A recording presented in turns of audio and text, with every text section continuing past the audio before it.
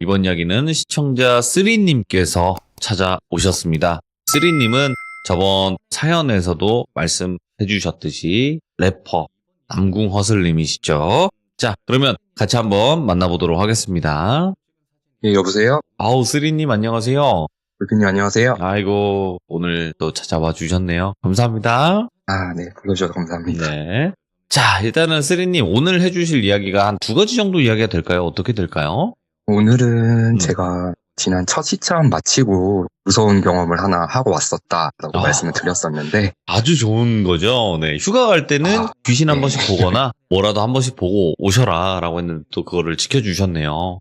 네, 그래서 아마 그 여행 이야기 하나를 좀 들려드리려고 준비해봤습니다. 알겠습니다. 자, 그러면 바로 출발을 해보도록 하겠습니다. 렛츠고!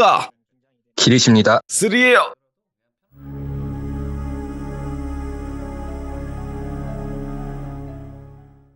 제가 지난달까지만 해도 저는 제가 사람이 아닌 것에 대해서 시참에 참여하게 될 줄은 꿈에도 몰랐어요. 예. 그 여행 이야기를 들려드리고자 다시 참여하게 되었고요. 제가 여행을 다녀왔던 시기는 비도 자주 오락가락하고 폭염이 활개를 치던 지난달 7월 말이었어요. 1박 2일 일정으로 고등학교 동창인 제 친한 친구가 있는데 이 친구를 앞으로 동이라고 지칭을 하겠습니다.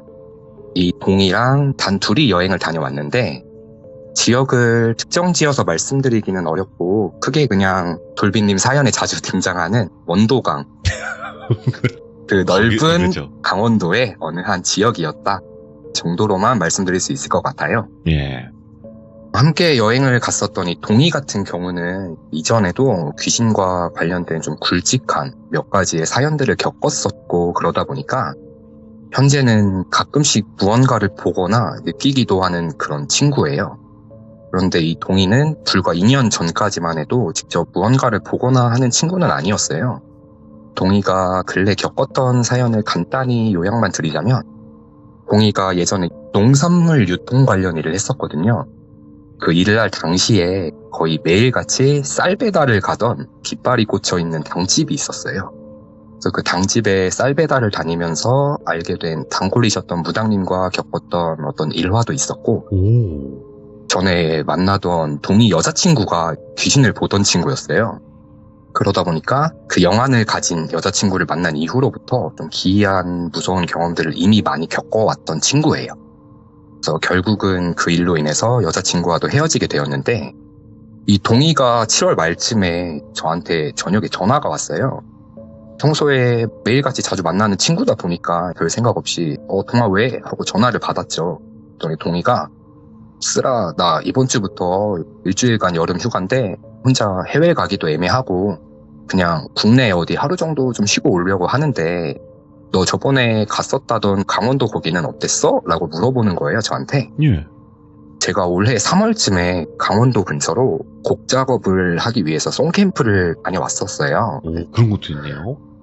네, 송캠프는 뭐 그냥 녹음이 가능한 음향 장비들만 간단하게 챙겨서 숙소에서 며칠 머무르면서 힐링도 하고 영감도 얻고 가이드 녹음까지 하고 오는 그런 여행 겸 일을 하러 강원도에 다녀왔었는데 동이가 제가 다녀온 그 지역에 대해서 물어보니까 야 거기 진짜 그 지역 대박이다. 회도 맛있고 바다도 보고 유명한 치킨도 포장해와서 먹으면 식어도 더 맛있고 다음날 순댓국 한 그릇 해장하고 오면 거기가 극락이다. 그 지역 진짜 최고다. 한번 꼭 다녀와라 라고 추천을 해줬죠 동이한테. 또 이 동이가 저한테 아 그래? 땡큐. 내일 바로 다녀와야겠네. 고맙다. 근데 쓰라 넌 내일 뭐하냐? 이렇게 물어보는 거예요. 저 같은 경우는 회사가 있지만 직업이 프리랜서 쪽에 좀 더 가깝다 보니까 내일 글쎄 뭐 작업하지 않을까? 라고 얘기를 하니까 동이가 갑자기 렛츠가를 외치는 거예요 저한테. 근데 제가 렛츠가를 들어버리면 저는 대답할 수 있는 말이 단 한마디밖에 없잖아요 선택지가. 예. 그래서 그냥 바로 고민 없이 길이십니다를 외쳐버렸어요. 이렇게 동이와 저의 강원도 여행이 떠나기 바로 전날 밤에 급하게 번개처럼 성사가 되었던 거죠. 그래서 제가 지난 송캠프 때 다녀왔던 루트 그대로 가서 뭐 하루 쉬고 맛있는 거나 먹고 힐링하고 오자 생각하면서 숙소 예약부터 급하게 해야 되다 보니까 여행 떠나기 바로 전날 저녁이기도 했었고 시기가 또 하필 성수기였잖아요. 그래서 이제 숙소부터 부랴부랴 찾게 된 거예요, 전날 밤에. 여행 당일이 평일이긴 했었는데 전에 제가 묵었던 숙소와 그 지역 근처에는 예약이 가능한 방이 하나도 없더라고요. 다른 인근 지역에 조금 괜찮아 보이는 숙소들도 전부 예약 마감 상태였고요. 사실 뭐 남자 둘이 여행을 가는 건데 뭐 인테리어라든지 그런 게 중요하진 않잖아요. 그냥 아무 데나 빈 방만 있으면 그냥 예약하자. 물론 예약할 때 더블 베드는 찾아볼 생각조차 하진 않았어요. 무조건 예. 각각 침대에서 자는 트윈 베드만 찾아보자 하고 찾다 보니까 조금 관광지와는 떨어진 괜찮아 보이는 예약이 가능한 숙소가 딱 한 군데가 있더라고요. 위치가 숙소들이 좀 많이 밀집된 바다 인근은 아니었고 약간 동떨어진 느낌이 있었지만 저희는 그냥 하루 잠만 자는 게 목적이기 때문에 예약 가능한 숙소가 있는 것만으로 다행이다 생각하면서 예약을 했어요. 그래서 이제 다음날이 되고 숙소 체크인 시간이 4시부터라 점심이 지나서 느지막하게 반바지에 슬리퍼 차림으로 제 차를 끌고 동이를 태워서 휴게소도 한번 들리지 않고 바로 숙소로 향한 거죠. 뭐 가는 동안 즐겁게 노래도 듣고 물론 솔로인 남자 둘의 조금은 슬픈 칙칙한 여행이긴 했지만 어쨌든 여행이라는 건 늘 좀 설레잖아요. 그래서 이런저런 이야기를 하다 보니까 차가 많이 안 막혀서 한 오후 4시 반쯤에 도착을 했어요. 날이 너무 덥다 보니까 일단 짐만 풀고 좀 쉬다가 바로 뭐 회 한 접시 하고 바다 한번 보고 들어와서 술 한 잔 더 먹고 일찍 자자 생각을 하면서 체크인을 하려고 주차를 하고 숙소를 들어갔는데 지금 기억으로는 숙소가 좋은 호텔처럼 막 고층은 아니었고요. 낮은 층의 건물이었는데 생각보다는 외관도 좋아 보였고 프론트에 안내해주시는 사장님도 되게 친절하게 안내를 해주시더라고요. 근데 이제 1층이 이 사장님이 앉아 계셨던 인포를 제외하고는 정말 좀 휑하니 비어있고 건설 현장 인부 아저씨들이 한자 같은 것도 나르고 공사가 한참 중이었어요. 무슨 공사인지는 모르겠는데 1층이 계속 공사 중으로 정신이 없어 보였어요. 어수선하게. 그래서 뭐 별 생각 없이 키를 받고 숙소에 들어가서 보니까 숙소 자체는 좀 출장 갈 때 묵는 그냥 깔끔한 평범한 내부였고 다행히 1층에서 좀 공사가 소란스럽긴 했는데 공사 소리도 하나도 안 들리고 조용해서 별 생각 없이 짐을 풀자마자 그냥 근처에 바로 나가서 회 한 접시 바로 먹고 바다 한번 보고 오자 택시 타고 가 된 거예요. 동이랑 저랑. 근데 숙소에 들어올 때는 건물 뒤편에 뭐가 있는지를 저희가 알 수가 없었잖아요. 건물 정문 쪽으로 해서 주차장으로 쭉 들어와서 주차를 하고 차에서 내리자마자 바로 건물 안으로 들어왔던 게 전부다 보니까 주차장에 물론 이제 다른 여행 오신 분들 차들도 여러 대가 주차가 되어 있었고요. 근데 이제 술 한잔하러 나가려면 차를 두고 근처 구경도 할 겸 택시를 타고 가야 되니까 조금 걸어서 택시를 잡으러 나가야 될 것 같아서 어플로 지도를 켜고 보니까 한 10분 정도만 걸어서 나가면 되겠더라고요. 그래서 정문으로 나와서 오른쪽으로 돌아서 처음 가보는 숙소 뒤편으로 동이랑 향하는데 제가 제보 때 돌비님께 첨부드린 3가지 사진 중에 첫 번째 사진처럼 정말 불에 타서 방치된 듯한 잿가루들로 그을린 폐가 2개가 나란히 숙소 바로 뒤에 붙어 있는 거예요. 폐가 2개가 이렇게 나란히 붙어 있는 걸 보니까 정말 너무 놀라서 이때가 아직 폐가 쨍쨍한 밝은 오후쯤이었어요. 근데 저런 폐가의 모습을 저는 태어나서 처음 봤었거든요. 야, 무섭다, 이거. 네, 정말 너무 무섭더라고요. 그래서 동이랑 야 대박이다. 와 진짜 무섭다. 이렇게 숙소 바로 뒤에 폐가가 2개가 나란히 붙어 있냐. 막 이야기를 하는데 조금 안심이 됐던 게 폐가 건물이 이렇게 2개가 나란히 붙어 있었어요. 2개 중에 어떤 한 건물 2층에 어떤 아저씨가 혼자 서 있는 걸 제가 봤어요. 뭐야, 예. 저랑 동이랑 그 폐가 건물 안에까지는 들어갈 만한 용기는 없어서 예. 앞에 서서 멀찌감치 폐가 쪽을 쳐다보니까 2층에 어떤 아저씨께서 우통을 벗고 되게 구릿빛보다는 고동색에 가까운 피부색의 아저씨가 혼자 서 있는 게 보이는 거예요. 제가 난시 때문에 평소에 시력이 좀 안 좋긴 해도 아직 해가 떨어지지도 않은 초저녁쯤의 시간대였고 확실히 이게 사람인 게 보였거든요. 사람 형체가. 그래서 제가 동희한테 야 저거 저기 사람 아니야? 이렇게 물어보니까 동희도 이제 그제서야 2층을 본 거예요. 그러더니 막 웃으면서 어차피 저 아저씨 있는 데까지는 저랑 동희 대화가 안 들릴 거 아니에요. 동희가 야 저기 머리카락도 몇 가닥 없는 사람이 왜 우통을 까고 있냐 웃기네 이러면서 막 웃는 거예요. 그래서 제가 폐가 옆 저희 숙소에도 공사 작업이 한창이었으니까 1층에 철거 작업을 하는 건가 보다. 당장 건물이 이렇게 멀리서 봐도 무너져 내릴 것 같은데 대박이다 안전모도 안 끼고 아무리 더워도 그렇지 저렇게 낭만 있게 일을 하시냐 혼자 좀 위험해 보이는데 생각을 하고 사실 조금 무서워서 계속 그 폐가 쪽을 쳐다보지는 못하겠더라고요. 그래서 저는 그냥 폐가를 등지고 핸드폰 연락 온 것들 확인하면서 잠깐 폐가들 앞쪽에 멈춰서 동이랑 뭐 이런저런 이야기를 나누면서 잠깐 구름과자 타임을 가졌어요. 근데 갑자기 동이가 쌍욕을 하면서 야 쓰라 뛰어! 하고 숙소 쪽으로 돌아온 길로 막 혼자 뛰어가는 거예요. 저도 일단 뭔진 모르지만 같이 막 뛰었어요. 그래서 한 100m 조금 넘게 뛴 것 같은데 제가 이제 동희한테 야 왜 혼자 도망가냐 뭔데 무섭게 왜 그래 이렇게 물어보니까 동희가 저랑 같이 봤던 그 2층에 아저씨가 있었잖아요. 그게 갑자기 2층에서 그 밑에 1층은 기둥만 있는 필로티 구조의 건물이었거든요.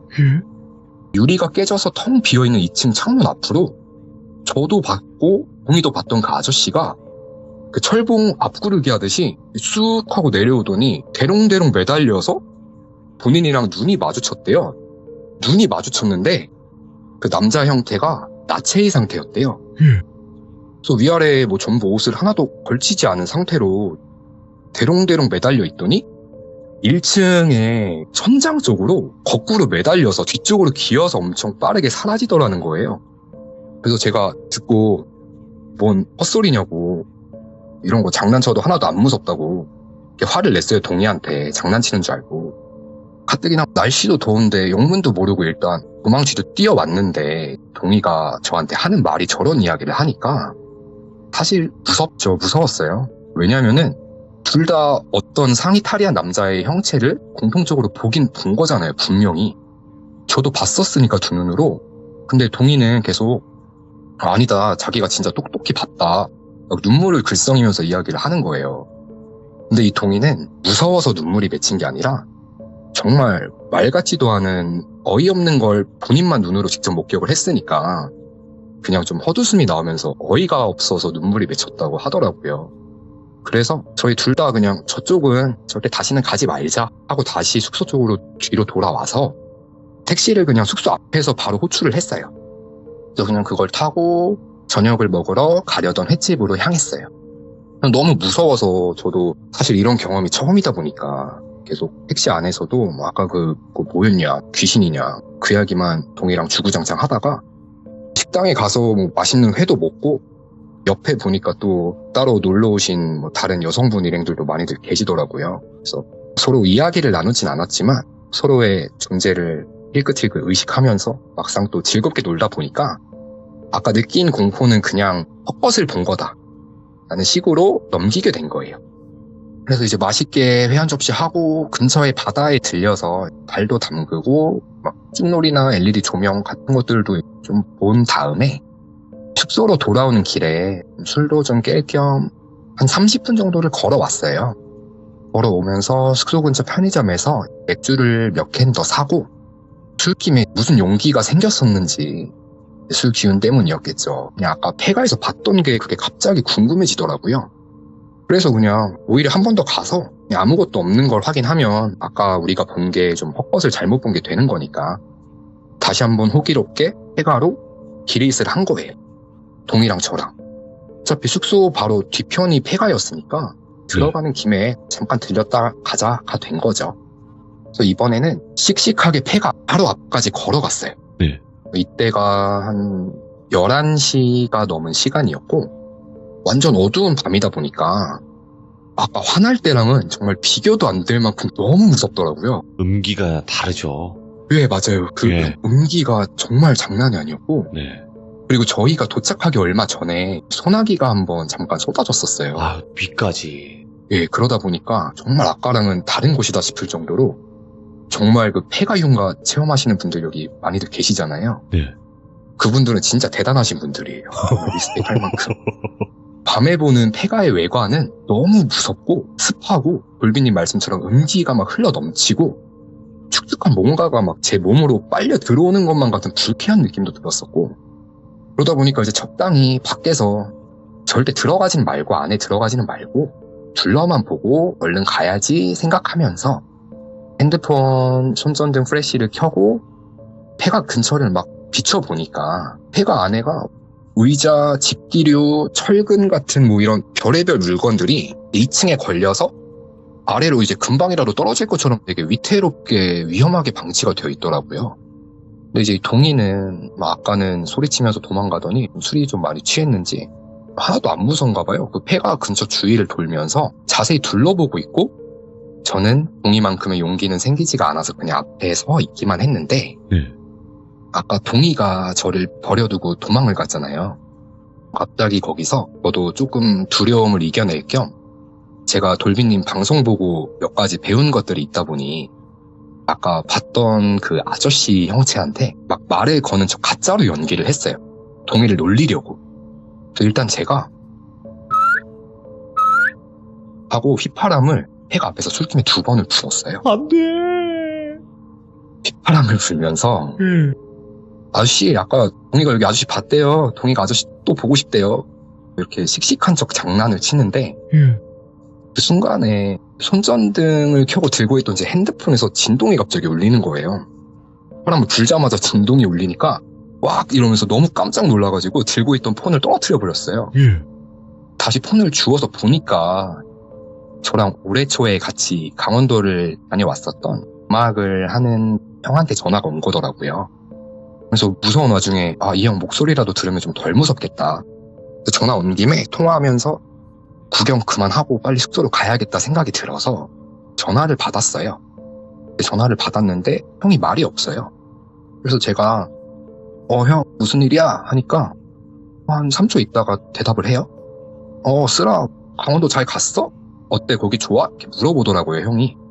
평소 이 형이랑 통화를 할 때 저희가 예 이런 식으로 둘이 추임새를 많이 넣어요.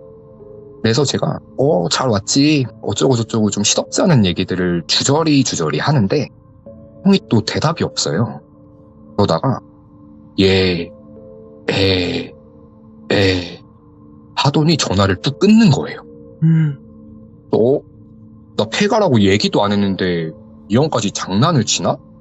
너무 무서워서 동희한테 야 동아 뭐 별거 없네 그냥 가자 얼른 이러니까 동희도 그냥 그러자 이러고 약간 조금 넋이 나간 것처럼 멍하니 제 쪽으로 걸어오더라고요. 조금 뒤편에서부터. 그래서 제가 야 뭐 봤어? 왜 그래 뭐 없지? 부르니까 뭐 별거 없네 일단 들어가자 덥다 들어가서 얼른 씻고 맥주나 마시자 이러는 거예요. 그래서 뭐 날도 습하고 덥다 보니까 둘 다 땀도 많이 흘렸고 그냥 각자 대충 샤워하고 맥주 한 캔만 더 하고 자자가 된 거죠. 들어가서 동희가 숙소에 도착해서 먼저 씻으러 들어간 동안에 제가 뭐 맥주 냉장고에 시원하게 넣어두고 TV도 뭐 아무 채널이나 틀어놓고 다시 아까 전화 통화하다 끊겼던 형한테 제가 전화를 걸었어요. 그래서 형 아까 전화가 끊긴 것 같다. 와 나 방금 여기 숙소 바로 뒤에 폐가가 있어가지고 거기 친구랑 둘러보고 있었는데 그때 때마침 형한테 전화가 와서 형이 막 이상한 소리로 막 이래서 너무 무서웠다. 얘기를 하니까 형이 야 쓰라 너 나랑 통화할 때 바다 아니었어? 이러는 거예요. 무슨 칙 소리도 들리고 주변이 말소리가 들리고 되게 소란스러웠대요. 그래서 옆에서 막 웅성웅성하는 소리 같은 것도 들리고 그래서 이 형은 제 SNS 이제 스토리를 보고 바다인 것 같아서 수학이 너무 들리는 소리가 뭐 아직 바다이거나 근처 술집에 갔나 보다 이렇게 생각을 했다는 거예요. 근데 그 폐가 주위에는 정말 저랑 동이 말고는 아무것도 없었고 그냥 고요한 정막 그 자체였거든요. 저도 그 숨막히는 고요함에 이제 압도당해서 무서움이 배가 되다 보니까 빨리 숙소로 막 서둘러서 왔던 건데 술집 같은 웅성대는 소리랑 칙 하는 소리가 들리고 제 목소리가 잘 안 들렸대요. 제가 대답하는 말도 안 들렸고, 일단 자기는 이걸 한 적이 없다는 거예요. 그러고는 저보고, 야, 쓰라, 너가 막, 이 소리만 계속 하지 않았냐고 되묻는 거예요, 저한테. 그러니까 그렇게 얘기를 들으니까, 이번 여행 뭘까 진짜 제대로 좀 뭔가에 홀렸다. 일단 전화를 끊고 동희가 마침 씻고 나오길래 통화 이야기 한 거를 전했죠. 들려줬죠. 동희한테도. 그랬더니 동희가 야 쓰라 아까 사실 우리가 2층에서 처음 본 게 사람이 아닌 게 맞는 것 같다 이러는 거예요. 저도 분명히 그 형체를 뚜렷하게 제 눈으로 봤었는데 그래서 그게 뭔 소리야? 물어봤죠. 누가 거기 2층에 호기심으로 올라갔다가 우리 보고 도망간 걸 수도 있고 그런 식으로 이야기를 하니까 아까 그 폐가에 갔을 때 동희가 한 바퀴를 둘러보니까 두 폐가 모두 불에 타서 화재로 전소가 돼서 건물의 틀만 남은 상태가 맞았고 네. 그 2층에 사람 형체를 봤었던 건물의 내부랑 뒤쪽을 보니까 2층으로 올라가는 계단이 불에 탔는지 뭔지 몰라도 아예 올라갈 수 있는 계단 자체가 없었고 막혀있더라는 거죠. 사람이 올라갈 수가 없는 거예요. 왜냐면은 1층 필로티 기둥도 엄청 높아서 사람이 뛰어서 올라갈 수 있는 높이가 아니었어요. 그래서 그 위에 올라가서 돌아다니는 것 자체가 애초에 불가능하다라고 말하더라고요. 돌빈님께는 제가 낮에 찍었던 폐가의 원본 사진을 보여드리긴 했었는데 이 폐가가 2층에 이것저것 막 가구나 물건들이 널브러져 있는데 그냥 방치해둔 이유가 어차피 사람이 올라갈 수가 없다 보니까 그냥 철거를 안 하고 방치를 해놓은 상태였더라고요. 그래서 일단 소름이 돋기는 했지만 살면서 한 번 정도는 뭐 이런 미스터리한 경험도 할 수도 있다? 괜찮다? 별거 아니다? 생각을 하면서 분위기도 전환할 겸 저희 둘 다 가장 좋아하는 가수가 똑같아요. 사실 번개 여행을 온 이유도 그 주에 이제 그 가수분의 콘서트 티켓팅을 실패해서 좀 적적하던 참이었기도 했거든요. 그래서 그냥 그 가수분 라이브 영상 보면서 마음도 안정시키고 무서운 얘기는 일절 안 하고 맥주도 홀짝이다가 술도 좀 많이 마셨고 피곤해서 둘 다 12시 전에 일찍 잠에 들었어요. 저는 이날 전까지는 여태 살면서 가위라는 거를 단 한 번도 눌려본 적이 없었어요. 혼자 먼 지방에 출장을 가서 숙소에서 자주 묵거나 아니면은 뭐 귀접을 매일같이 경험하는 친구가 있거든요. 친구 집에 놀러가서 같이 잤을 때도 단 한 번도 가위라는 걸 눌려본 적이 없었거든요. 그런데 이날 술 기운에 좀 깊은 잠을 자고 있었는데 기계가 배터리가 방전돼서 전원이 꺼졌다가 충전기를 꽂으면 이렇게 띡 하고 화면이 켜지는 것처럼 잠에서 깬 게 아니라 눈만 삑 하고 떠지더니 눈도 깜빡여지고 막 주변도 다 보이는데 정말 눈알만 굴릴 수 있고 눈을 제외한 나머지 몸 전체가 움직이지 않는다는 걸 아 이게 가위인가 이렇게 단번에 느낄 수가 있겠더라고요. 좀 어떤 느낌이냐면은 마취된 느낌도 아니고 정신이 그냥 한순간에 갑자기 번쩍 들었는데 몸은 전혀 손가락 발가락도 움직이질 않는 상황인 거예요. 의식은 뚜렷한데. 근데 갑자기 물비린내는 아닌데 약간 뭐라 설명할 수 없는 좀 흙이 썩은 것 같은 불쾌한 비릿한 냄새가 벽걸이 TV 밑에 냉장고가 있었는데 그 냉장고 쪽에서 엄청 심하게 나는 거예요. 이 냄새를 뭐라 표현하기가 어려운데 빗대어 보자면 상온에 방치해둬서 상해버린 쿰쿰한 돼지고기 있잖아요. 그 돼지고기를 비가 왔을 때 축축하게 젖은 진흙 같은 걸로 감싸서 반죽을 해서 화덕에 구운 듯한 그런 정말 비릿하면서도 탄 것 같은 불쾌한 냄새였어요. 이 냄새가 냉장고 쪽에서 너무 역할 정도로 심하게 느껴지는 거예요, 제 코에. 그래서 누운 상태로 냄새가 나는 냉장고 쪽을 아래로 내려다 봤는데 제가 돌비님께 마지막 첨부드린 세 번째 그림처럼 이게 뭐야? 정확히 이 그림이 제가 봤던 그 형체의 첫 모습이었어요. 일단 생김새를 묘사해보자면 머리카락이 몇 가닥만 길게 붙어 있었고 눈알, 콧구멍, 그리고 누런 치아가 보이는 거의 한 반쯤 해골이나 미라에 가까운 부패한 모습에 갈비뼈가 펀이 드러난 것처럼 정말 그 뼈에 휴지 한 장 정도의 살가죽만 붙여놓은 것 같은 뼈만 보이는 고동색의 알몸의 남자가 이렇게 쭈그려 앉은 채로 저를 보면서 웃고 있는 거예요. 입은 계속 찢어지게 웃으면서 근데 고개를 왼쪽으로 90도로 왔다 반복하면서 웃어요.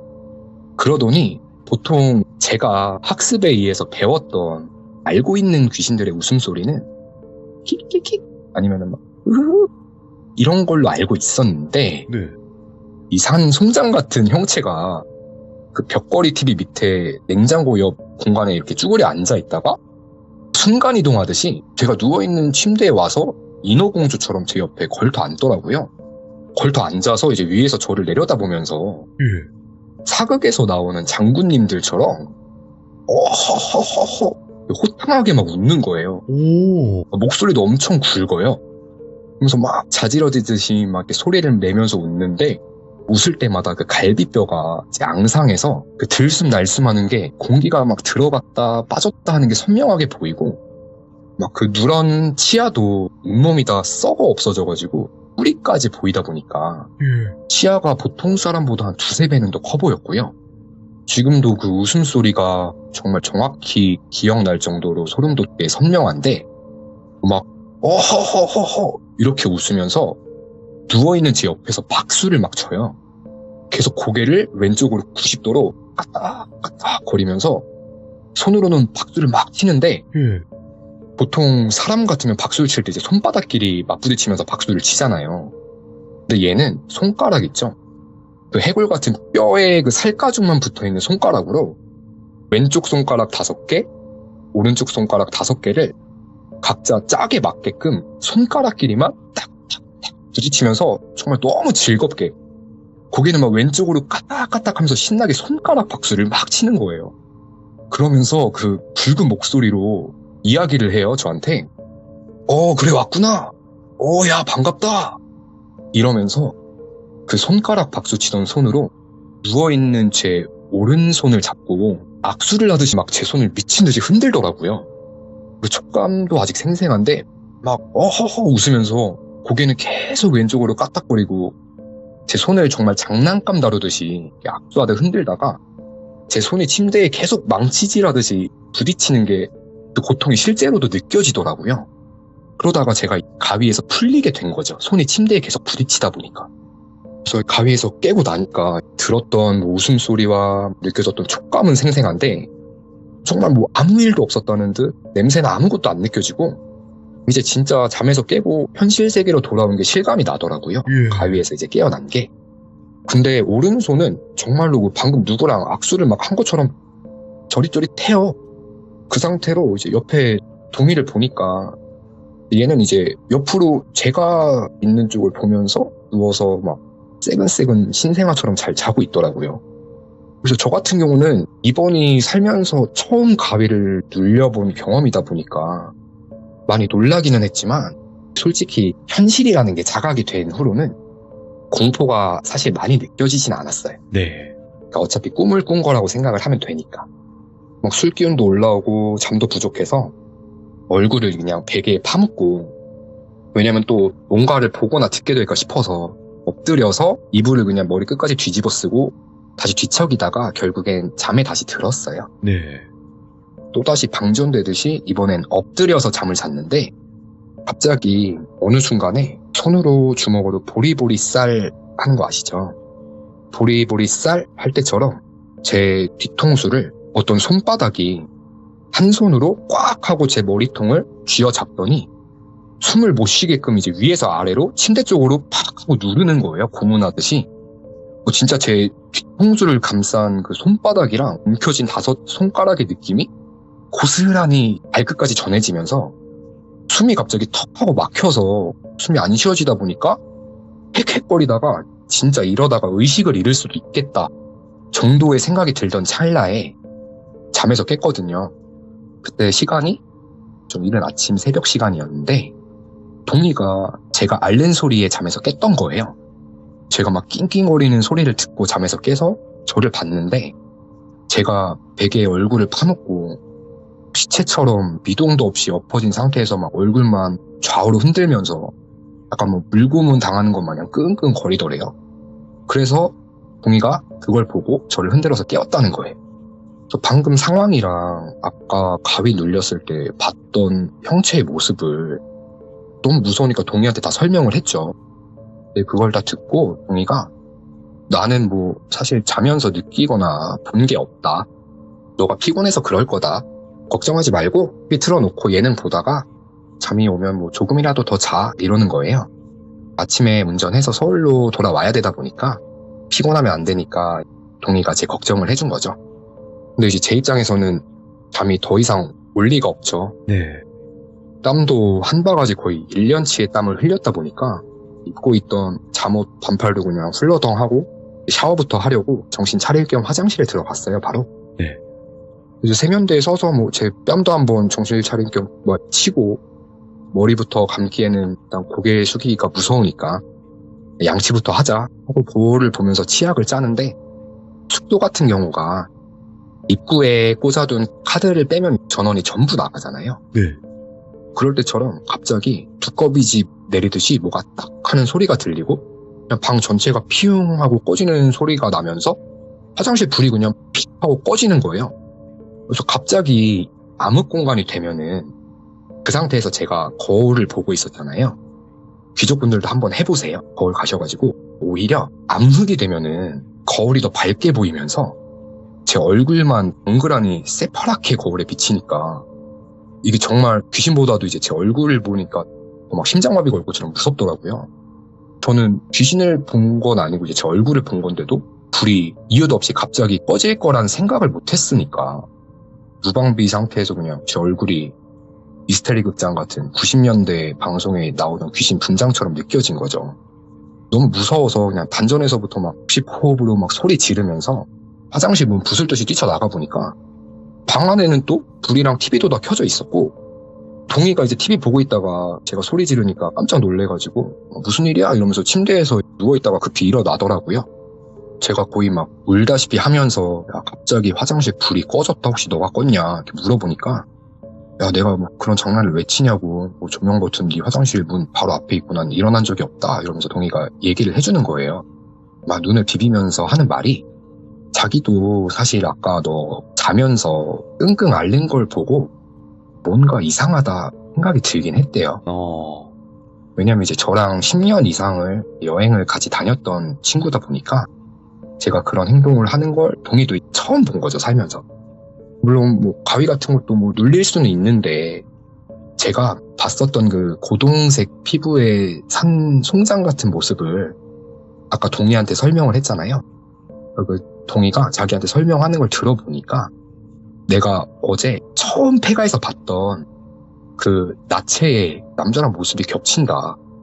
난 어제 그 형체를 자세히 봐서 모습이 좀 똑똑히 기억이 나는데 지금 너가 설명한 그 모습이랑 되게 비슷하다. 그 모습 그대로였던 것 같다.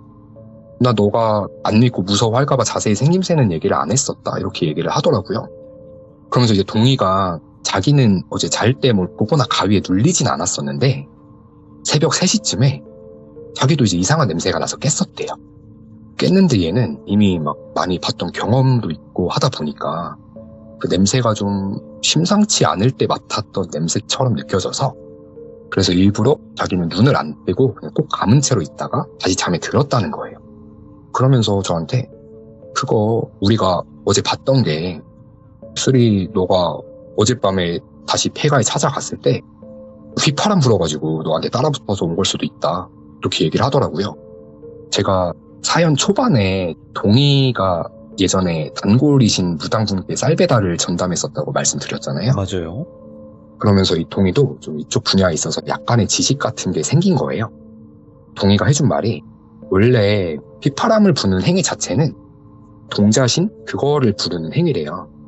근데 이제 음기가 가득하거나 어제 갔었던 그 폐가 같은 경우는 화재로 그 주변이 전부 좀 전소되고 그을린 상황이었잖아요.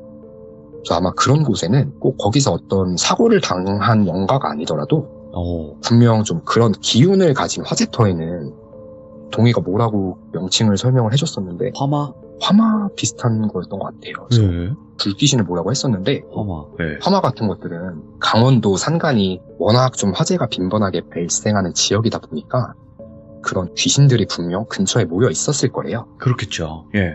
근데 그 중에 우리한테 관심이 가서 자기 모습을 드러냈었던 한 영가가 우리가 재밌어 보여서 관심을 갖고 주시를 하고 있었는데 제가 이제 밤 늦은 시간에 가서 좀 휘파람도 불고 아저씨 여기에 이렇게 까불고 이러다 보니까 얘가 이제 사람이랑 놀고 싶어서 아마 따라와서 장난을 친 걸 수도 있다. 네.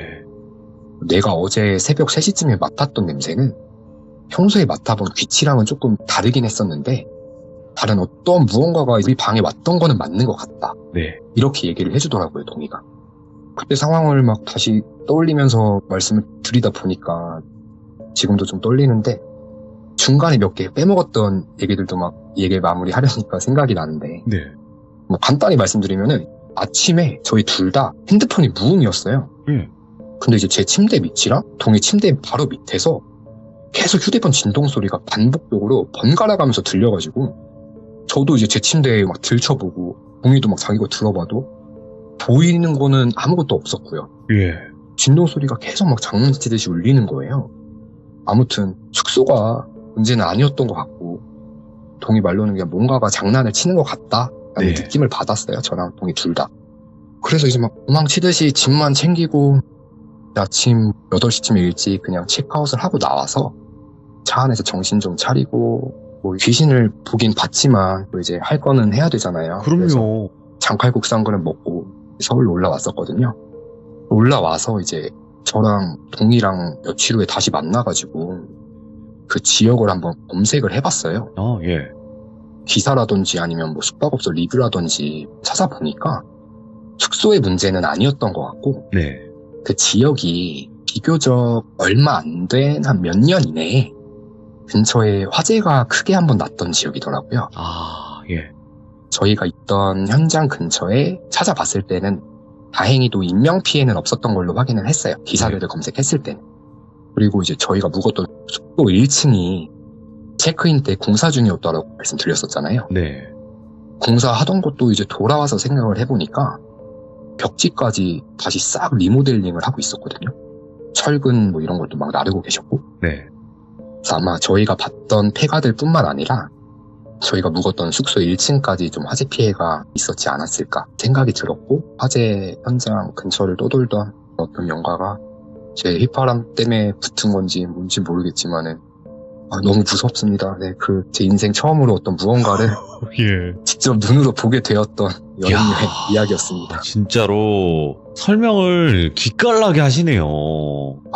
어떻게 이렇게 너무 차분하게 잘해주시지? 오늘 많이 떨렸어요. 지금 그 얼굴이 자꾸 생각이 나가지고. 와. 근데 그게 맞는 것 같긴 해요. 그 주변에 분명히 귀신들이 있었을 건데 그 네, 중에서도 이제 뭔가 화마귀라고 하거든요. 불타 죽은 귀신들이.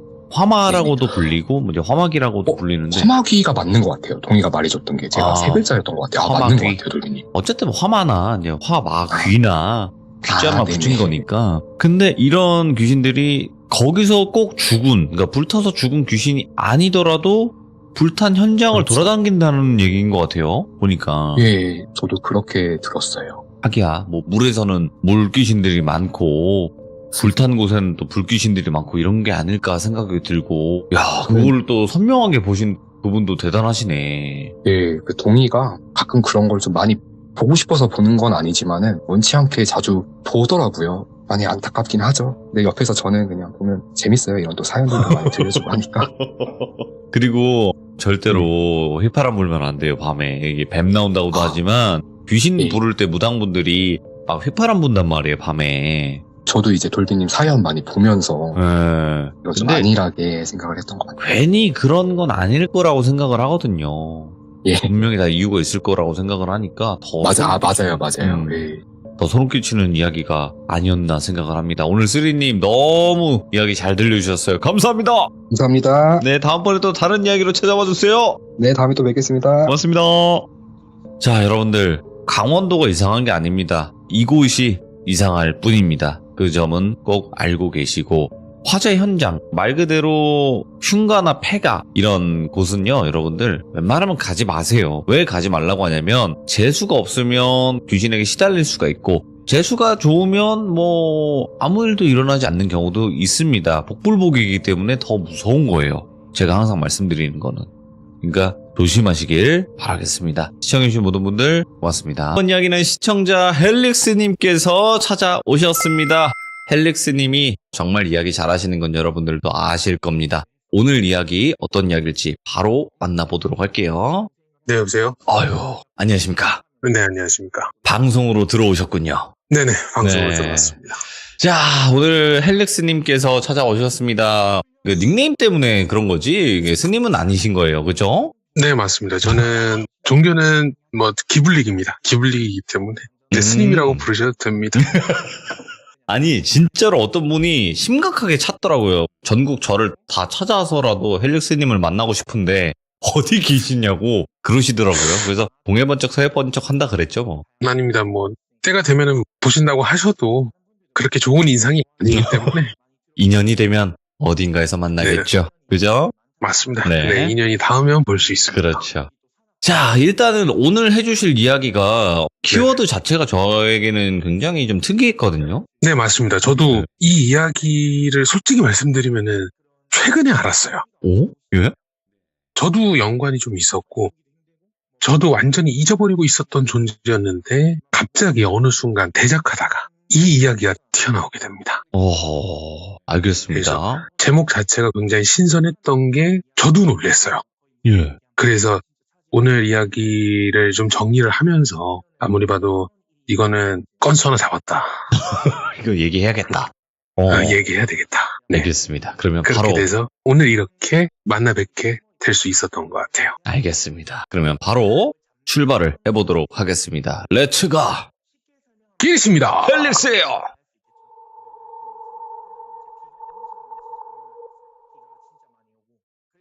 이번 이야기에 대한 내용 자체가 키워드가 조금 특이했어요. 돌민이 말씀하셨던 것처럼 한여름의 고드름입니다. 고드름이 한여름에? 예? 네, 한여름의 고드름이에요. 그래서 이번 이야기 자체가 두 가지 시점이 있어요. 처음은 저의 시점이고 두 번째는 저희 외삼촌의 시점으로 말씀을 드릴 겁니다. 그래서 이야기 자체가 최근에 있었던 일이고요. 정확히 말씀드리면 이 이야기를 제가 상기하고 복귀하는데 최근에 있었던 일인데, 집안일이 있어서 저희 일가 친척이 전부 다 경상남도 부산하고 남해에 있어요. 그래서 최근에 집안일 때문에 부산 잠깐 내려갔었는데, 외삼촌가 대작을 하면서 무서운 이야기 없으십니까? 하고 물어보니 저한테 이렇게 하는 겁니다. 니 오줌 싸게 고드름 기억하나? 라고 얘기하시는 거예요. 오줌 싸게 고드름? 누구지? 아, 맞다. 어렸을 때 같이 어울렸던 친구가 아니냐 얘기하니, 기억났는갑제. 니가 전학 간 거 기억하나? 그것까진 기억이 납니다. 전학 간 것까지는. 근데 너무 옛날 얘기이기 때문에 기억이 잘 안 나는데 외삼촌께서 이렇게 얘기합니다. 걔 이야기 하나 해주고만. 시간은 1980년도 중반으로 갑니다. 그때는 국민학생이었죠. 지금은 초등학교지만 그때 당시엔 국민학교였으니까 경상남도 부산 진구로 갑니다. 네. 이 이야기의 장소는 부산 진구지만 실질적인 일이 터진 건 초량입니다. 부산 초량. 초량의 외관이라는 데가 있어요. 예. 우리 외구할 때 외자, 그리고 우리 관직할 때 관자, 외관. 이 지역의 지명의 유래가 그때 뭐 조선시대, 고려시대 막 이때쯤이었는데, 그때 당시에 불렀던 표현을 외국과 거래를 하기 위해서 외교관도 오고 장사꾼도 오고 뭐 이렇게 지금으로 치면 외교부 같은, 아니면 뭐 대사관 같은 뭐 그런 느낌이었겠죠. 그런 곳인데 90년도 전후 이때쯤으로 기억을 합니다. 그때 당시 저희가 외가에서 살았어요. 외가에서 살았는데 상당히 잘 살았습니다. 상당히 잘 살았어요. 외갓집이 그때 당시에는. 아마 지금 꼬꼬마 귀정님들은 모르시겠지만 저랑 비슷하거나 저보다 연배가 좀 되신 분들은 기억하시겠지만 그때 당시 아이스크림이 보통 50원? 막 이랬었을 거예요. 근데 제가 그때 받았던 일주일 용돈이 5,000원이었습니다. 지금으로 치면은 일주일에 한 4, 50만 원 받는다고 생각하시면 됩니다. 그때 당시에 저는 골목대장을 하고 있었어요. 왜냐고요? 지갑이 두꺼우니까. 근데 그때 당시에 핫플레이스는 동네 놀이터입니다. 동네 놀이터에서 플레이스였는데 항상 저랑 같이 다니던 골목대장 패거리들이 있었어요. 왜 동네 형들, 동생 이렇게 어울려서 다니는데 편의상 이 이야기의 주인공은 돌비라고 칭하겠습니다. 그 친구가 좀 워낙 드셌던 친구였어요. 앵간한 형들한테 드자비질 해도 안 질 정도로 체력도 있고 깡도 있는 친구였는데 이 친구 별명이 오줌싸개였습니다. 놀다가 오줌 마려면 그냥 길 가다가 숲에서 오줌 누고 뭐 놀이터에서 오줌 누고 하다 보니까 애들끼리 이제 오줌싸게 했던 게 별명이었는데 그때 당시에는 그렇게 큰 흠이 아니었어요. 그때는 옛날이었고 맞죠. 뭐 공중 화장실이나 그런 게 없었으니까. 근데 이제 뭐 동네 이곳저곳 돌아다니면서 소위 말해서 짱구의 하루를 만끽하던 어느 여름날이었습니다. 예. 학교에서 막 같이 놀고 공기놀이하고 딱지치기 하고 노는데 갑자기 그 돌비라는 친구 후다닥 뛰어오면서 저한테 이러는 겁니다. 야, 학교 주변 울타리에 고드름이 있더라. 미친 돌았나 이 똘갱이 새끼. 니 돌았나 임마. 야, 이렇게 더워 죽겠는데 무슨 고드름이 너. 말이 되는 소리를 해라 하면서 애들끼리 인디안 밥을 칩니다. 인디안 밥 오랜만이네요. 예. 네, 인디안 밥을 칩니다. 그래서 진짜 억울하다고. 야, 고드름이 있다니까. 가보자. 이렇게 얘기하는데 결국은 애가 너무 억울해하니까 그냥 간 것까지는 기억이 나요.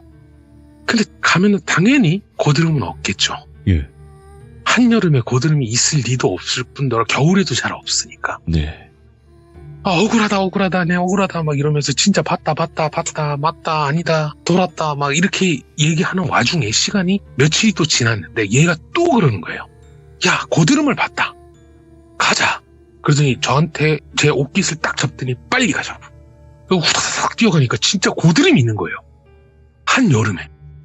왜 우리 학교에 보면 관목 같은 거 심어놓고 울타리 같은 걸 치잖아요. 펜스 같은 거를. 예? 거기에 보니까 진짜 고드름이 있는 거예요. 얼음으로 있는 거죠, 진짜로? 아니, 울타리에 보니까 뭐가 이렇게 뾰족하게 매달려 있는 거예요. 오, 예. 뭐야 이거. 그래서 딱 한번 만져봤죠.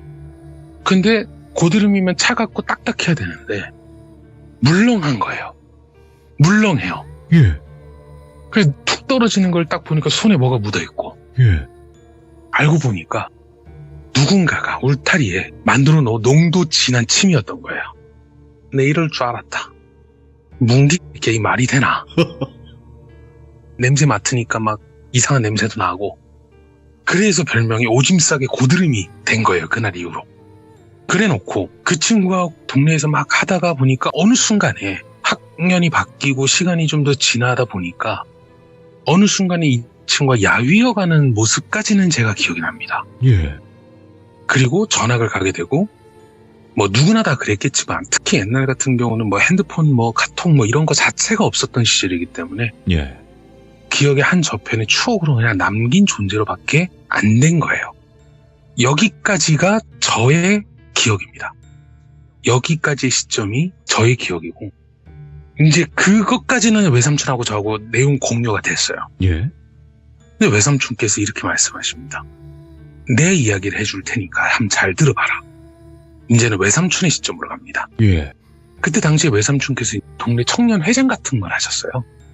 그래서 마을의 직접적인 대소사, 뭐 결혼이든 뭐 돌잔치든 제사든 뭐 행사 같은 거 있으면 직간접적으로 다 참여를 하고 영향력을 끼치고 있었는데 시점 자체는 그 농도 진한 고드름 사건 이후에 있었습니다.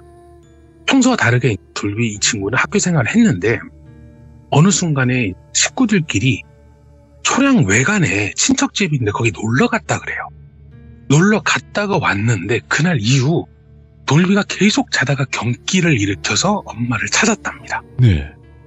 근데 이제 어린애가 자다가 뭐 악몽을 꾸거나 잠을 제대로 못 이뤄서 경기를 일으키는 건 옛날 같은 경우는 흔히들 있었던 일이라고 해요. 그렇기 때문에 돌비 어머니께서는 특별히 예. 어린아이의 치기겠거니 잠을 못 자서 그랬겠거니 고민이 많았겠거니 하고 그냥 넘어갔답니다. 근데 이런 일이 계속 반복이 되니까 불안하더래요. 당연히 불안하겠죠. 자식이 갑자기 안 보이는 모습을 보이니까. 근데 어느 순간에 보니까 돌비한테서 이상한 현상을 목격을 하게 됩니다. 젓가락질을 못했대요. 오. 애가. 근데 평소에 뭐 젓가락을 이상하게 쥐거나 그런 게 아니라 잘 하는데 꼭 우리 발가락이나 손가락이 쥐났을 때처럼 손가락을 못 움직이면서 젓가락질을 못했대요. 오. 마비된 것처럼. 그렇게 되니까 너무 불안해서 바로 병원에 갔는데 병명도 나오지도 않고 차도가 없어요. 그랬더니 돌비 엄마는 이제 아들한테 물어보면 언제부터 그랬냐고. 엄마, 내 자는데 꿈에 손에 고드름이 막 떨어지고 막 그러대. 그랬다고 해요. 고드름? 애가 꿈을 꿨나 보구나 오. 라고 생각을 하고 우선은 병명이 없으니까 컨디션 조절하고 건강상태 체크하면 나아지겠지 하고 경감은 지켜보고 있어야 되는 현재 상황이니까 걱정하지 마라. 그냥 나쁜 꿈이다. 걱정하지 마. 괜찮아. 그랬는데 어느 순간에 보니까 애가 이제는 발도 제대로 못 움직이는 거예요. 걸음걸이가 이상해지고 다리를 절고 그렇게 걷더래요. 오. 한쪽 다리가 꼭 짧아진 것처럼. 그리고 계속 자다가 깨고 울고 보채고 경기 일으키고 하니까 계속 응급실에 갔는데 차도는 없지, 병명도 모르지. 얘는 점점점 컨디션이 나빠지지. 네. 너무너무 불안하더래요. 그러더니 이제는 먹지도 못한답니다. 먹으면 토하고 물만 마시면 물만 나온대요. 예. 그러니까 소화기관 자체가 움직이지 않는 것처럼 느껴지더래요.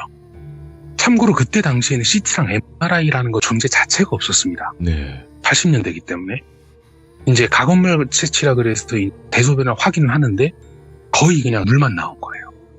그러니까 소화기관 자체가 굳어버린 것 같은 소견을 받았답니다. 근데 원인을 모르고 결과만 아는 거죠. 너무 불안해서 애는 점점점 말라가지 먹지도 못하지. 결국 병원에 입원해서 링겔 꽂고 뭐 영양제다 뭐다 맞추긴 하는데 뭘 먹어야 그걸 하잖아요. 그러니까 애가 점점점 말라가는데 어느 순간에 한번 물어봤답니다. 아들, 언제서부터 그랬던 거야? 언제서부터 아팠어? 물어보니 엄마, 고드름이 자꾸 나 괴롭힌다. 몰라, 참 꿈만 꾸면 고드름이 자꾸 나오는데 손에 한번 왔다가 손에 고드름이 딱 있는데 시원하대. 근데 갑자기 시원한 게 아니라 차가워지더니 손가락이 다 말라 비틀어지더라. 너무 덤덤하게 얘기하더래요, 아들이. 공포에 질리거나 무서운 게 아니라 그냥 있는 거 그대로 제3자가 보듯이. 그런데 손에도 갔다가 이번에 팔에 갔는데 팔도 시원해지다가 차가워지더니 팔도 빼빼 마르더라. 근데 지금은 배에 있다. 고드름이 배에서 빙빙빙빙빙 돌던데 그 꿈꾸고 나니까 밥도 못 먹겠다. 이렇게 그냥 너무 덤덤하게 감정이 없이 그냥 얘기하더래요. 그 말을 듣고 있는 엄마는 가슴이 정말 녹아내렸답니다. 차라리 아프고 울면은 달래라도 주는데 애가 아무 그것도 없이 덤덤하게 얘기하니 도저히 해결 방법이 없어서 병원에 갔다 집에 왔다 간병을 계속 하는데 그때 저희 외삼촌을 만나게 된 거예요. 그러더니 아이고야 돌비 어머니요, 얼굴이 와 그래요, 혹시 걱정이 있어? 그렇게 물어보면서 그동안 있었던 자초지종을 다 얘기를 한 거예요. 그래서 외삼촌이 곰곰이 생각을 하니 뭔가 짚히는 게 좀 있었나 봐요. 그러더니 돌비 어머니께 최근에 혹시 돌비가 사고 친 적 있습니까? 아니요, 아무것도 없어요. 말 잘 듣고 아무것도 없고 조용히 그냥 공부만 하고 학교 가고 그거밖에 없으면 때리거나 뭐 주소가 아무것도 없어요. 그러면 여기가 집이 아니라 딴 데 혹시 갔다가 온 적이 있습니까? 물어보더래요. 얼마 전에 초량에 외간에 친척 집에 가서 며칠 놀다 왔습니다. 예. 이렇게 얘기를 한 거예요. 외삼촌이 뭔가 걸리는 게 있었나 봐요. 그러더니 그거 한번 가입시다 하고 돌비 엄마를 데리고 초량에 있는 친척 집에 간 거예요. 그 친척 집은 좀 그렇잖아요. 웬 모르는 남자가 와가지고 돌비의 사촌들이 있었던 일을 얘기해달라고 하니까 너무 황당한데 애가 아프다는 건 이미 알고 있으니까 혹시나 해서 다 얘기를 해줬답니다. 그러더니 돌비네 사촌네 엄마 아빠들이 모여가지고 막 이런저런 얘기하면서 이 아저씨 따라가갖고 어디서 놀았는지 다 한번 얘기해봐라 해갖고 애들 손잡고 갔대요. 애들 손잡고 어디 뭐 여기서 공터에서 구슬치기 하고 여기 딱지치기 하고 뭐 이런 걸 쭉 얘기를 하는데 동선에 보니까 웬 나무가 하나 있더래요. 그래서 이어서 돌비야가 오줌 싸고 가갖고 우리 땅 따먹게 하고 놀았어요. 이렇게 얘기를 했더래요. 외삼촌이 딱 듣더니 야야 혹시 돌비야가 나무에 오줌 쌌나? 그러는 거에서 예, 걔 별명이 오줌 싸개 아닙니까? 오줌 마려보면 뭐 싸는 거지 뭐. 남의 집에다 넣을 순 없잖아요. 뭐 이렇게 얘기를 그냥 애들이니까. 그때 당시엔 또 흠도 아니었으니까. 그래서 결국은 삼촌이 한숨을 팍 쉬더니 뭔가 있다. 가만히 있어봐라. 그러더니 나무를 쭉 둘러보면서 빙빙빙빙빙 돌면서 뭐를 막 봤대요. 그러더니 아이고 아차차차차 이라니까 이러지 하더래요. 뭔가 왔구나라는 판단이 제가 딱 들었는데 아이고 아재 뭔 말인지 얘기는 한번 해보소 라고 돌비 어머니가 계속 추운대더래요. 재촉을 해봐 얘기를 해달라고. 아니요 그 돌비 어머니요 내 지금 바로 말 못하니까 뭔가 좀 짚히는 게 있으니까 우선은 집에 가고 며칠만 좀 기다려 보이소. 아 관리 잘하고 단디하고 하고 집에 데리고 오더래요. 그러더니 이게 너무 답답하잖아요. 엄마 입장에서는. 원인을 찾았으면 뭔가 뭐 굿이라도 하든 뭐라도 해야 될 것 같은데 한 2, 3일 정도 지나니까 불렀대요. 외삼촌께서 어머니를 불러서 돌비 엄마요 잘 들어보소이. 아가 나무에다 오줌 싼 것 때문에 이렇게 된 거 아닙니까? 라고 얘기를 하더래요. 엄마 입장에서는 어이가 없는 거예요. 아니 아가 나무에다 오줌 한 번 넣었다고 저렇게 되는 게 말이 됩니까? 그러면 대한민국 사람들 다 말라 뒤집게 말이 된다 생각합니까? 오히려 어머니 입장에서는 더 담담해졌대요. 감정이 말라갔더래요. 말도 안 되는 얘기를 하니까 그때서부터는 기다리는 그 3일 내내가 진짜 3년 같았을 텐데 3일 뒤에 그런 얘기를 하니까 오히려 그때 그 간절함과 절박감이 분노로 바뀌었다고 얘기를 하더라고요. 말이 됩니까? 오줌 싼 것 때문에 이렇게 된 게 말이 된다고. 아이고 그게 아니고 오줌 싼 것 때문에 그런 게 아니고 오줌이 뭐를 지워서 그렇게 된 겁니다. 무슨 말입니까? 빨리 얘기 좀 해보소. 그러니 그 나무가 외송입니다. 외송. 외송이 뭐요? 우리나라 소나무가 아니고 저 일본에서 건너온 소나무라고요. 아니 근데 그게 무슨 상관입니까? 나무가 뭐 국산이든 일제든 미제든 그게 뭔 상관입니까? 말이 된다 생각합니까? 하고 나가려고 그러더래요. 바지끄댕이 딱 잡더니 앉아보이소. 15분만 더 얘기합시다. 빨리 얘기하소. 그게 이 나무가 왜 심어졌는지 내가 확인해 보니까 일본 놈들이 여와갖고 귀신들을 좀 풀어놨다 카대요. 어머. 몰라 뭐 무당말이 그렇다대. 나는 잘 모르겠다. 근데 우리나라 무당들이 한만 난리부르스를 떨어도 저기 바다 건너서 귀신들하고는 그게 안 맞는데 못한대요. 우리랑은 기질이 다르대. 못한답니다. 그래갖고 고명하신 절에 있는 사람들이랑 무당들이랑 일본에 초청한 뭐 음양사들이나 이런 사람들 이렇게 모아갖고 요 나무에다가 귀신들을 묶어놨다 카대요. 근데 묶어놓은 게 다가 아니라 어차피 있을 귀신들은 다 있다 해서 그 나무가 귀신들의 길을 만들어 놓은 이정표 같은 거랍니다. 근데 아가 오줌을 싸갖고 그 귀신 길 표시해 놓은 그거에 지어지다 가대요. 뭔 말입니까? 이상한 말 하지 말고 사람 이야기를 하소. 자꾸 귀신 얘기하지 말고. 그게 아니라 하고 종이에다 글자를 적었는데 뭘 적었냐면 우리 신사 앞에 가면 그 빨간색 그 기둥 있잖아요. 일본 신사 가면 그 모양으로 된 한자가 있습니다.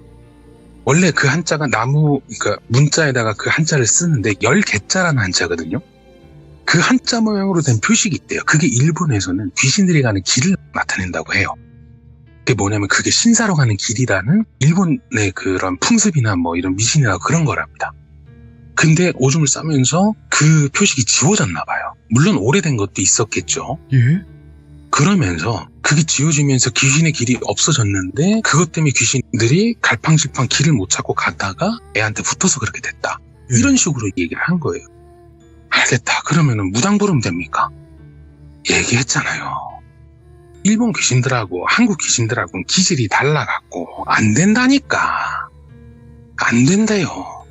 우리나라 무당들을 데리고 와도 안 되니까 내가 수소문 해보니까 지금은 없어졌지만 마산시 있죠. 지금은 창원 마산 회원구로 바뀌었지만 마산시에 보니까 일본에 무역하는 사람들이 와 있다 카대요. 그 사람들한테 얘기해갖고 무슨 음양산지 뭐식인가 뭐 법산지를 한번 데리고 온다 카대요.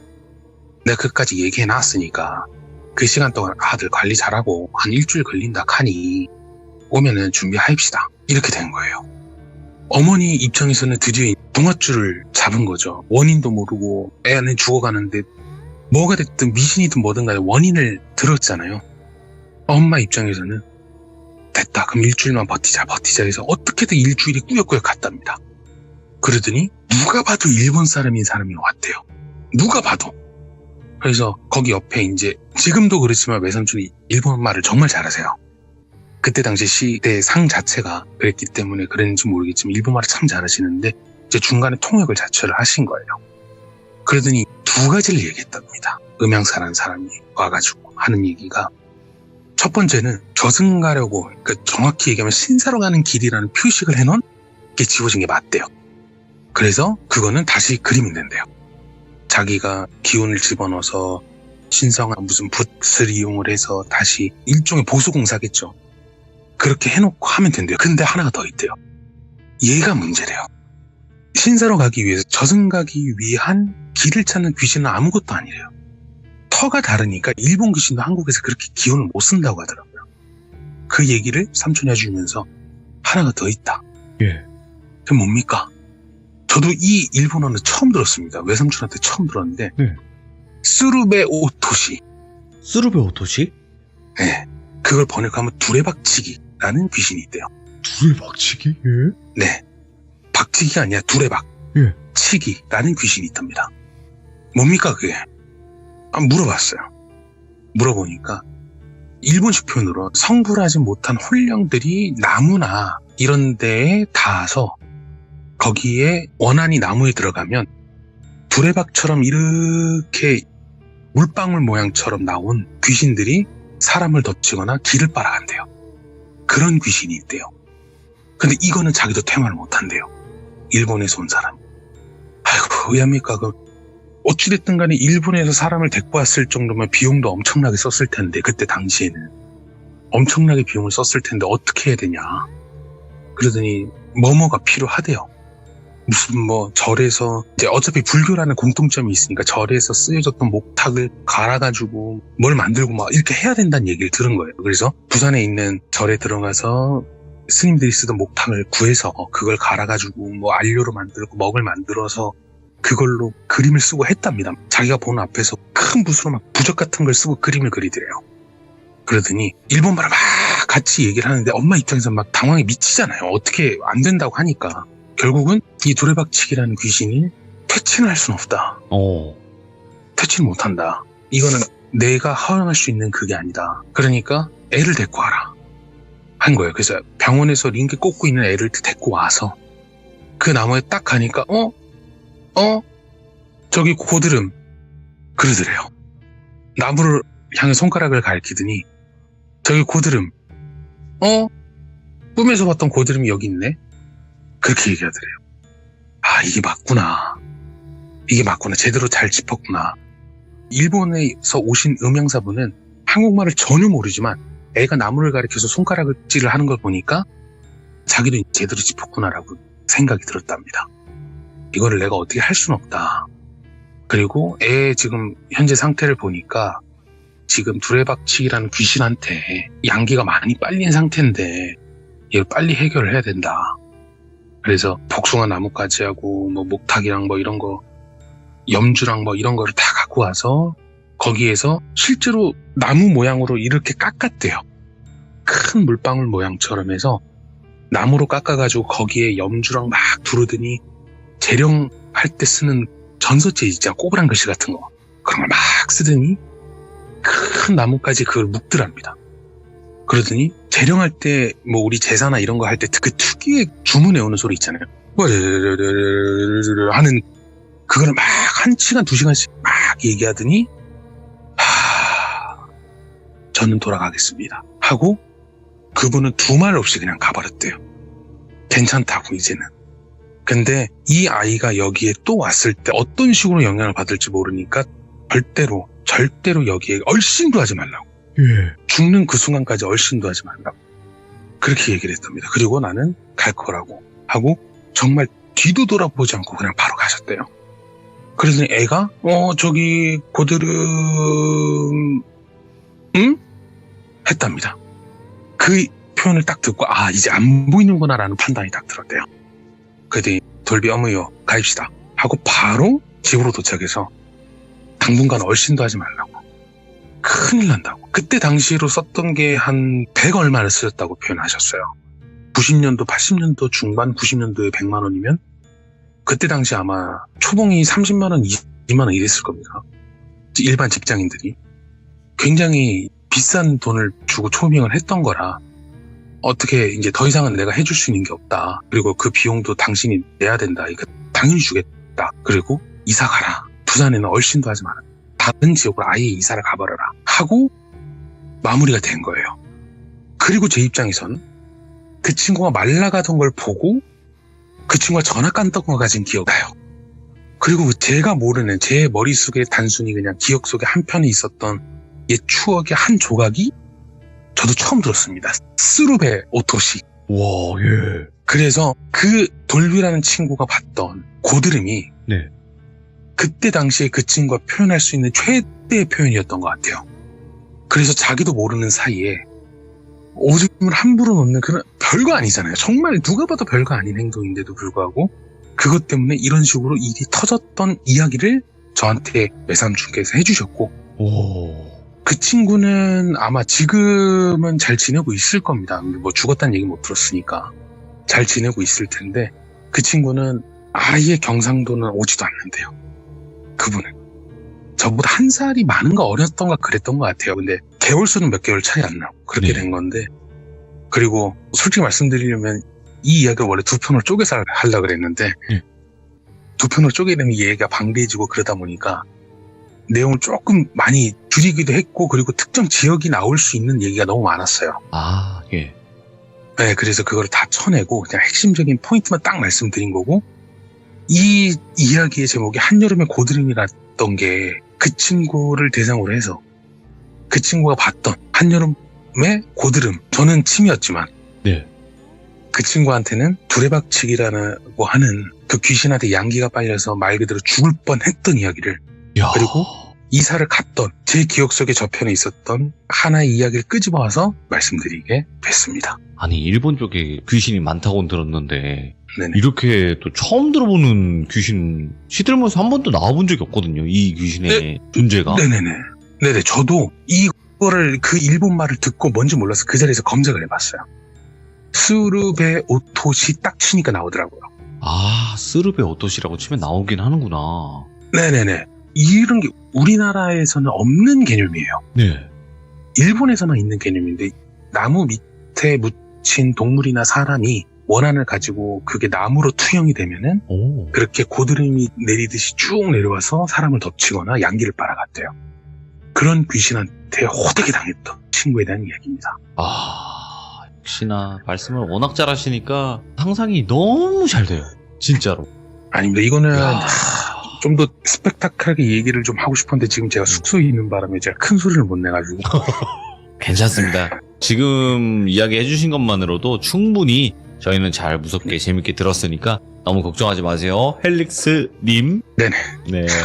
너무너무 감사드리고 다음번에 또 찾아와 주시고 방송으로 돌아와 주세요. 네, 지금 바로 넘어가겠습니다. 감사합니다. 네, 감사합니다. 한여름에 고드름이라고 했었던 이유가 분명히 나왔네요. 이거 처음 듣네요. 이런 귀신의 종류의 이름을. 그리고 일본은 여러분들이 아시다시피 엄청나게 요괴든 귀신이든 많잖아요. 그렇다 보니까 예전에 이제 우리나라에 넘어왔던 그런 일본인 분들이 그렇게 귀신을 풀어놨다 이런 얘기들이 꽤 있었거든요. 시드물도 여러 나오긴 하는데 그런 종류의 귀신 중에서 양기를 빨아가는 그런 귀신의 종류이지 않을까 또 이렇게 헬릭스님께서 이야기를 들려주셨습니다. 시청해주신 모든 분들 감사드리고요. 지금이야 그 존재가 있을지 없을지 모르겠지만 항시 조심하시길 바라겠습니다.